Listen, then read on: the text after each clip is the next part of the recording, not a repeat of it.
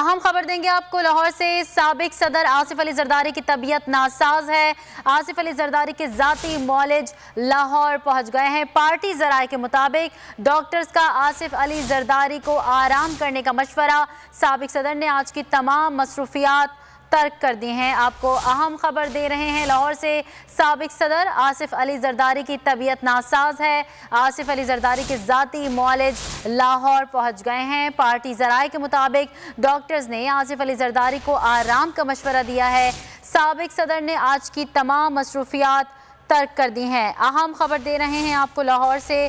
साबिक सदर आसिफ अली जरदारी की तबीयत नासाज है। आसिफ अली जरदारी के जाती मौलिज लाहौर पहुंच गए हैं। पार्टी जराये के मुताबिक डॉक्टर्स ने आसिफ अली जरदारी को आराम का मशवरा दिया है। साबिक सदर ने आज की तमाम मसरूफियात तर्क कर दी हैं। साबिक सदर आसिफ अली जरदारी की तबीयत नासाज है।